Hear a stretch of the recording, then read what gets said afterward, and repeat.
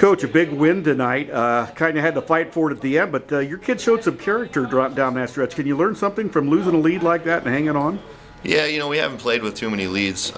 We've certainly been competitive and been playing our best basketball here towards the end, which has always been our goal and always what we've talked about doing. And that's something that'll come with time. It's part of learning how to win, and just lost a little bit of mental focus there. And sometimes when you got the lead there, some of those passes that might not be as open, you take a chance on them, and then before you know it, in this conference, a 10-point, 12-point lead can be gone, and before you know it. So definitely something that we'll hopefully kind of learn, going forward the rest of the season here.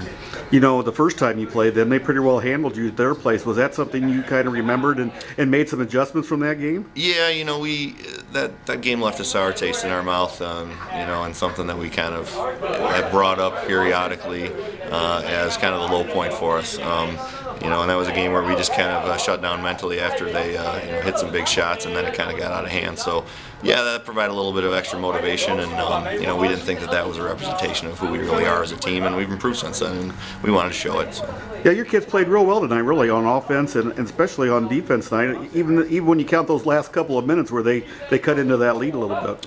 Yeah, defensively that's kind of been what we hang our hat on.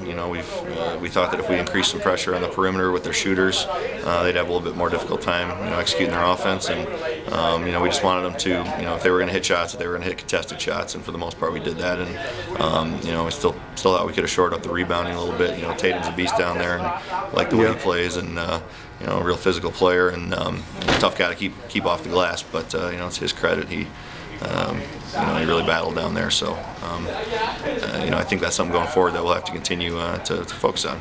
At the end of the game, you have Brock up there with like 6 seconds to go. You have to feel pretty good having a guy like him. He just stepped up like it was at practice and nailed those 2 free throws. Yeah, senior leadership is something we've relied on heavily throughout this season as we've tried to build a foundation for a program with sustained success here. And Brock's been great. He's our team captain, and he's at every practice. He's vocal when he needs to be vocal. He hits big shots. He is just a great example for the rest of the guys. And there's really no guy I'd rather have up there with the game on the line. Kind of put me at ease even in that last time out, talking about what if. Back in my head, I just kind of felt like it wasn't going to be a what if. I thought he was going to knock him down. So.